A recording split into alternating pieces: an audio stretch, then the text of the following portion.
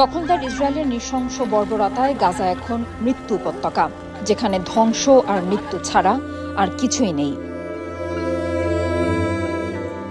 মাত্র কয়েকদিনের বোমা হামলায় সেখানকার প্রতিটি পাড়াপল্লী, বাড়ি, রাস্তা, স্বাস্থ্যকেন্দ্র, এমনকি শিক্ষা প্রতিষ্ঠানও ধ্বংস হয়ে গেছে। গাজার উপর আছড়ে পড়া ইসরায়েলি বাহিনীর বোমা হামলার পর শহরটি একেবারেই ধ্বংসস্তূপে পরিণত হয়েছে।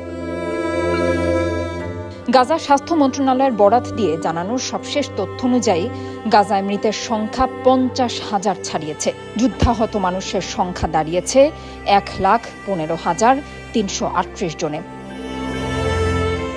এদিকে হামলার মধ্যে যুদ্ধবিধ্বস্ত দক্ষিণ গাজার ভেতরে নতুন করে একটি নিরাপত্তা করিডোর তৈরির ঘোষণা দিয়েছে ইসরায়েল। এরই মধ্যে তারা দক্ষিণের রাফা শহরকে বাকি গাজা থেকে বিচ্ছিন্ন করতে মোরাক করিডোর স্থাপন করেছে। ইসরায়েলের প্রধানমন্ত্রী বেনিয়ামিন নেতানিয়াহু গত বুধবার নতুন এই করিডোরের ঘোষণা দিয়েছেন। তিনি জানিয়েছেন এটি রাফা শহরকে গাজার বাকি অংশ থেকে বিচ্ছিন্ন করবে।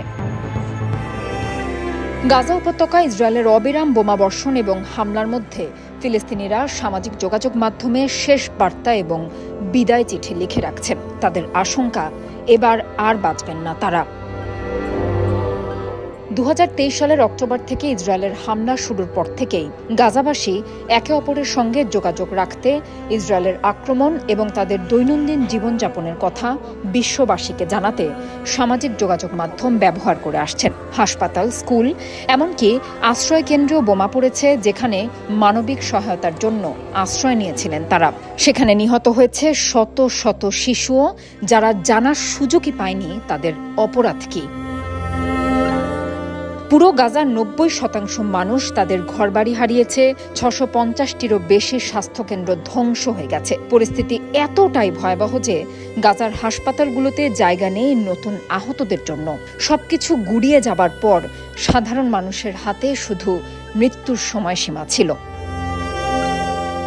ইসরায়েলের হামলায় প্রায় 19 লক্ষ মানুষ বাস্তুচ্যুত হয়ে শরণার্থী জীবনযাপন করছে। এই বিশাল জনগণের জন্য মানবিক সহায়তা পৌঁছানো, খাবার, পানি, বিদ্যুৎ কোনো কিছুই পর্যাপ্ত নেই। ঘরবাড়ি, রাস্তা, বাজার, স্কুল, হাসপাতাল সবকিছুই একেবারে ধ্বংস হয়ে গেছে। শেষ পর্যন্ত গাজার অন্তিম পরিণতি কি হবে, কি আছে গাজাবাসীর ভাগ্যে? ঘুরে ফিরে এই প্রশ্নই বারবার সামনে আসছে। পুরো গাজার ভৌগোলিক কাঠামো এবং অনেক এলাকা একেবারেই ধ্বংস হয়ে গেছে। জাতিসংঘের তরফে উপগ্রহ চিত্রের বিশ্লেষণে জানা গেছে গাজার 69% ভবন এবং অবকাঠামো কোনো না কোনোভাবে ক্ষতিগ্রস্ত বা ধ্বংস হয়ে গেছে। এই ধ্বংসের পরিমাণ এত বেশি যে সেটি পরিষ্কার করতে 15 বছরেরও বেশি সময় লাগতে পারে। তবে এই 15 বছরের সময়ও গাজার মানুষের জন্য যে কতটা কঠিন হবে তা আর বলার অপেক্ষা রাখে না। এদিকে জাতিসংঘ এবং অন্যান্য আন্তর্জাতিক সংস্থা বারবার যুদ্ধবিরতির আহ্বান জানালেও এসব প্রচেষ্টা কোনো কার্যকর ফল দেয়নি। ইসরায়েল ও ফিলিস্তিনিদের মধ্যে এতদিনের সংঘর্ষ এতটাই গভীরে গিয়ে পৌঁছেছে যে একে আর কোনো সাধারণ চুক্তি বা আলোচনার মাধ্যমে সমাধান করা কঠিন হয়ে পড়েছে। শান্তির আলোচনা যতবারই শুরু হয়েছে ততবারই তা ভেঙে গিয়ে নতুন করে সহিংসতা শুরু হয়েছে। আন্তর্জাতিক বিশ্লেষকরা মনে করছেন যদি পরিস্থিতি আরও দীর্ঘদিন চলতে থাকে তবে গাজার ভবিষ্যৎ একেবারে শূন্য হয়ে যাবে। ধ্বংসস্তূপের মধ্যে দাঁড়িয়ে গাজার মানুষ এখন খুবই কঠিন অবস্থায় আছে। তাদের স্বাভাবিক জীবন আর সম্ভব হবে না।